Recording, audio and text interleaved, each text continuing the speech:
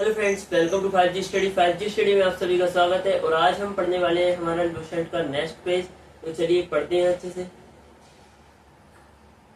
अष्टाध्यायी तक हम पढ़ चुके थे। अष्टाध्यायी संस्कृत भाषा व्याकरण की प्रथम पुस्तक के लेखक कौन है? पाणिनि है। इससे मौर्य के पहले का इतिहास तथा मौर्य युगीन राजनीतिक अवस्था की जानकारी प्राप्त होती है। यहाँ तक हमने पढ़ लिया था। अष्टाध्यायी में पहली बार लिपि शब्द का प्रयोग हुआ है। तो अष्टाध्यायी जो पुस्तक है उसमें पहली बार लिपि शब्द का प्रयोग हुआ है।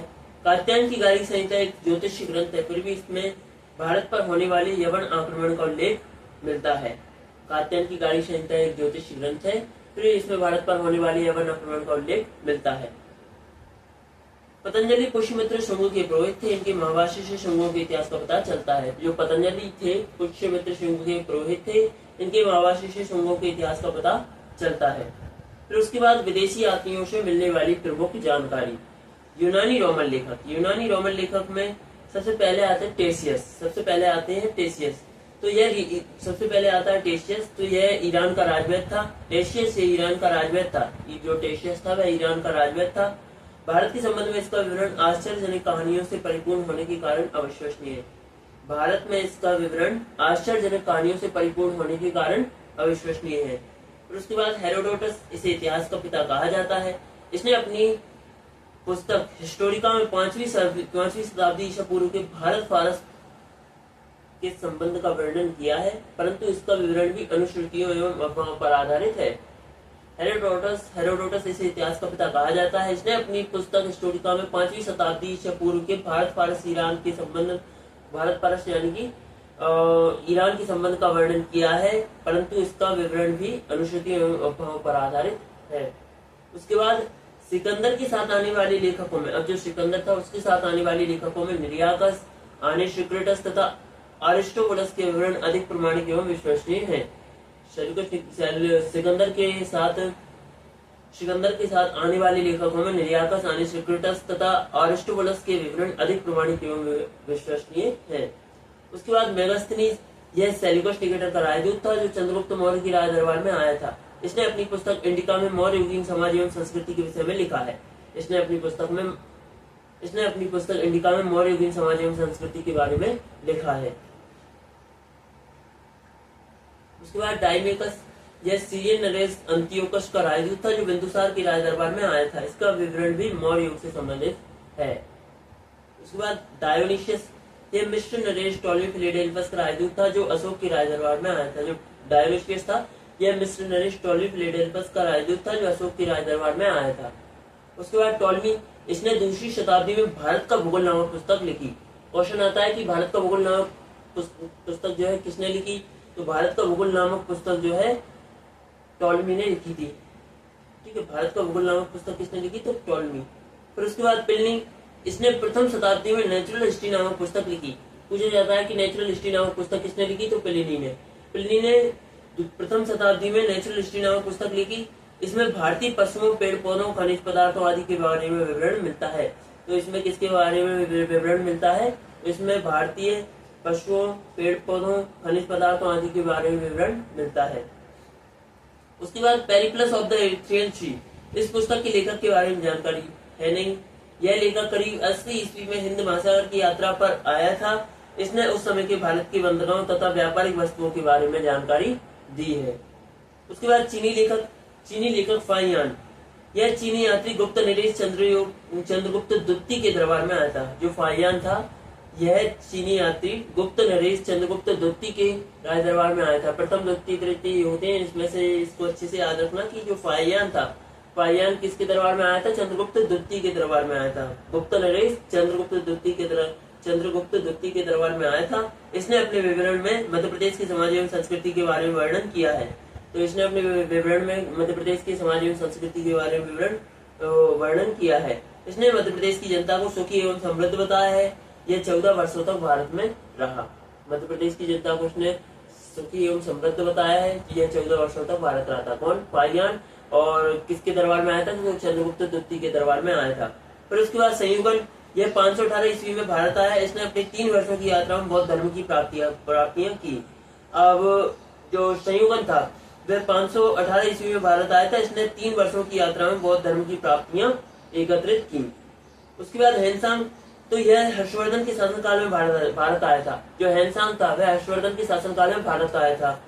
हेनसांग 629 ईस्वी में चीन से भारत के लिए प्रस्थान किया। अब जो हेनसांग था वो 629 ईस्वी में चीन से भारत के लिए प्रस्थान किया और लगभग 1 वर्ष की यात्रा के बाद वह सर्वप्रथम भारतीय राज्य कपिशा पहुंचा। और वह 1 वर्ष की यात्रा के बाद सर्वप्रथम भारतीय राज्य कपिशा पहुंचा। भारत में 15 वर्षों तक ठहरकर 645 ईस्वी में चीन लौट गया। अब वह भारत में 15 वर्षों तक ठहरकर 645 ईस्वी में चीन लौट गया। वह बिहार में नालंदा जिला स्थित नालंदा विश्वविद्यालय में अध्ययन करने तथा भारत से बौद्ध ग्रंथों को एकत्रित कर ले जाने के लिए आया था। इसका भ्रमण वृत्तांत सीयूटी नाम से प्रसिद्ध है, जिसमें 138 देशों का विवरण मिलता है। इसका भ्रमण वृत्तांत जो है सीयूटी नाम से प्रसिद्ध है, जिसमें 138 देशों का विवरण मिलता है। इसने हर्षकालीन समाज, धर्म तथा राजनीति के बारे में वर्णन किया है। इसने हर्षकालीन समाज, धर्म तथा राजनीति के बारे में वर्णन किया है। इसके अनुसार सिंध का राजा शूद्र था। हेनसांग ने बुद्ध की प्रतिमा के साथ साथ सूर्य और शिव की प्रतिमाओं का भी पूजन किया था। और जो हेनसांग है इसने बुद्ध की प्रतिमा के साथ साथ शिव की प्रतिमाओं का भी पूजन किया था। हेनसांग के अध्ययन के समय नालंदा विश्वविद्यालय के कुलपति आचार्य शीलभद्र थे। पूछ लिया जाता है कि हेनसांग के अध्ययन के समय नालंदा विश्वविद्यालय के कुलपति कौन थे, तो शीलभद्र थे। यह विश्वविद्यालय बौद्ध दर्शन के लिए प्रसिद्ध था। जो विश्वविद्यालय था यह बौद्ध दर्शन के लिए प्रसिद्ध था। उसके बाद इसिंग, यह 7वीं शताब्दी के अंत में भारत आया। इसने अपने विवरण में नालंदा विश्वविद्यालय, विक्रमशिला विश्वविद्यालय तथा अपने समय के भारत का वर्णन किया है।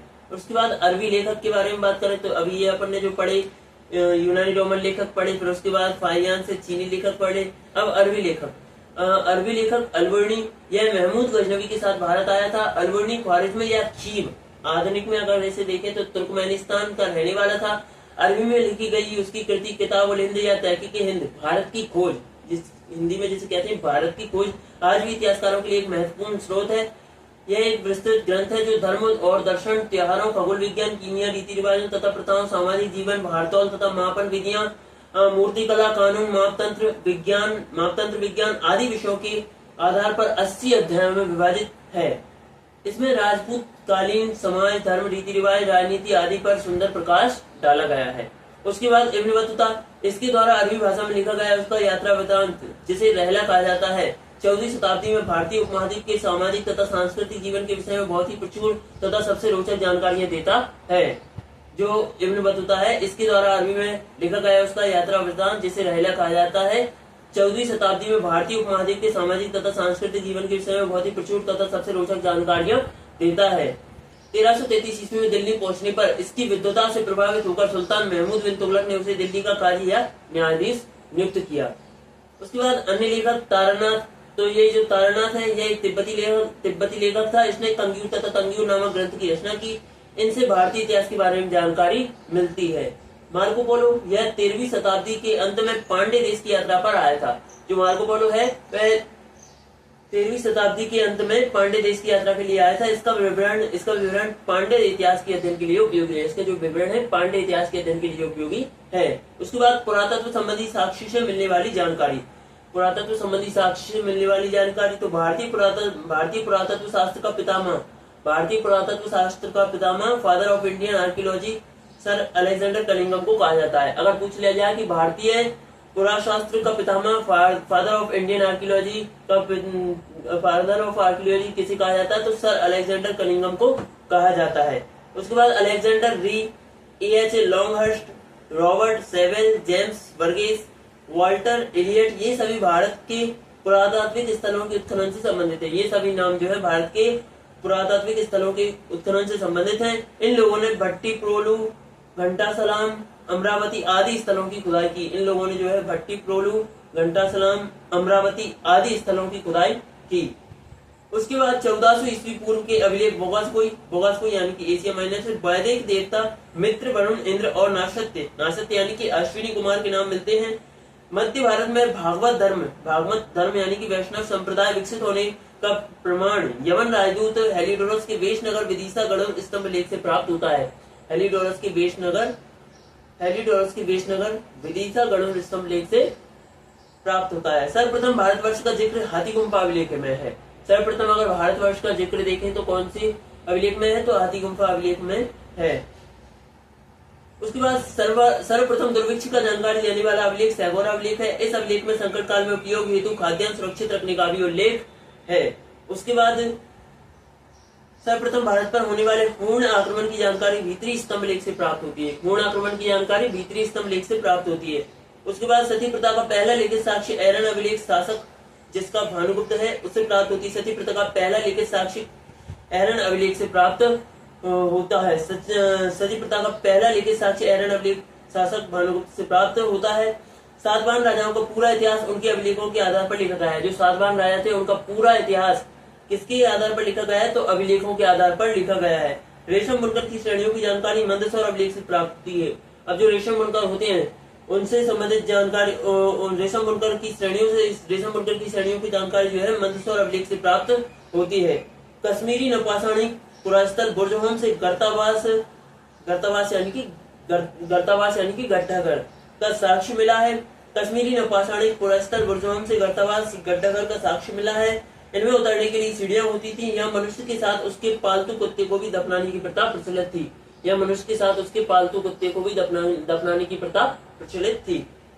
पुरा स्थल, अब पुरा स्थल किसे कहा जाता है, तो पुरा स्थल उस स्थान को कहते हैं जहाँ औजार बर्तन और इमारतों जैसी वस्तुओं के अवशेष मिलते हैं। पूछ लिया जाए कि पुरा स्थल किसे कहा जाता है, तो पुरा स्थल उस स्थान को कहते हैं जहाँ औजार बर्तन और इमारतों जैसी वस्तुओं के अवशेष मिलते हैं। इसके बाद प्राचीन सिक्कों को आज सिक्के कहा जाता है। इसी को साहित्य में कासार्पण कहा गया है। साहित्य में कासार्पण किसे कहा गया है, तो जो प्राचीन सिक्के हैं उन्हीं को अपन आज सिक्के कहते हैं और इसी को साहित्य में क्या कहा जाता है, कासार्पण कहा जाता है। सर्वप्रथम सिक्कों पर लेख लिखने का कार्य यवन शासकों ने किया। अगर पूछ लिया जाए कि सर्वप्रथम सिक्कों पर लेख लिखने का कार्य किसने स्टार्ट किया या किसने शुरू किया, तो सर्वप्रथम सिक्कों पर लेख लिखने का कार्य जो है यवन शासकों ने किया। यवन यानी कि यूनानी शासकों ने किया। महत्वपूर्ण अभिलेखों की बात करें तो अभिलेख और शासक, तो हाथी गुम्फा अभिलेख ये एक तिथि रहित अभिलेख है। इसके जो शासक हैं कलिंगराज खारवेल हैं, ठीक है। जूनागढ़ गिरनार अभिलेख, जूनागढ़ यानी कि गिरनार में जूनागढ़ गिरनार अभिलेख, जूनागढ़ अभिलेख जो गिरनार में है, जूनागढ़ गिरनार अभिलेख जो इसके शासक जो है रुद्रदामन है। नासिक अभिलेख गौतमी, इसके शासक गौतमी वलश्री है। प्रयाग स्तंभ लेख, इसके शासक समुद्रगुप्त है। उसके बाद ऐहोल अभिलेख के जो है शासक जो है पुलकेशन द्वितीय है। मंदसौर अभिलेख के शासक जो है मालवा नरेश यशोवर्मन है। ग्वालियर अभिलेख के शासक जो है प्रतिहार नरेश भोज है। भीतरी एवं जूनागढ़ अभिलेख के शासक जो है स्कंदगुप्त है। देवपाड़ा अभिलेख के शासक जो है बंगाल शासक विजय सेन है, ठीक है। इसके बाद हम पढ़ेंगे नेक्स्ट क्लास में। वीडियो अच्छा लगा तो वीडियो को लाइक करके चैनल को सब्सक्राइब जरूर कर लेना। मिलेंगे हमारे नेक्स्ट वीडियो में, तब तक के लिए जय हिंद, जय भारत, जय श्री राम।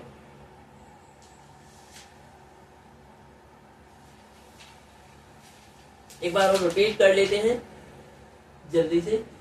देखो, अष्टाध्यायी में पहली बार लिपि शब्द का प्रयोग हुआ है। कात्यायन की कार्य संहिता एक ज्योतिष ग्रंथ है। फिर भी इसमें भारत पर होने वाले यवन आक्रमणों का उल्लेख मिलता है। पतंजलि पुष्यमित्र शुंगी के पुरोहित थे। इनके महावासी शुंगों के इतिहास का पता चलता है। विदेशी यात्रियों से मिलने वाली महत्वपूर्ण जानकारी या प्रमुख जानकारी। यूनानी रोमन लेखक टेशियस, यह ईरान का टेशियस जो था यह ईरान का राजवैद था। भारत के संबंध में इसका विवरण आश्चर्यजनक कहानियों से परिपूर्ण होने के कारण अविश्वसनीय है। हेरोडोटस इसे इतिहास का पिता कहा जाता है। इसने अपनी पुस्तक हिस्टोरिका में 5वीं शताब्दी ईसा पूर्व के भारत फारस ईरान के संबंध का वर्णन किया है, परंतु इसका विवरण भी अनुसूची एवं अभाव पर आधारित है।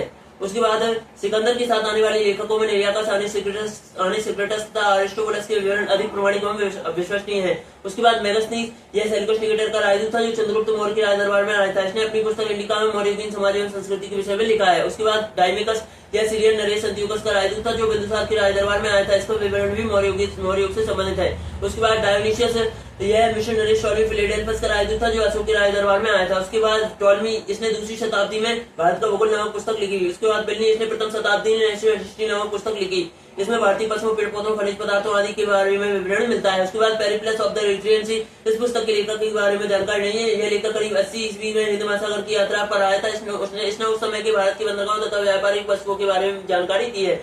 उसके बाद चीनी लेखक फाहियान, यह चीनी यात्री गुप्त नरेश चंद्रगुप्त द्वितीय के दरबार में आया था। इसने अपने विवरण में मध्य प्रदेश के समाज एवं संस्कृति के बारे में वर्णन किया है। इसने मध्य प्रदेश की जनता को सुखी एवं समृद्ध बताया है।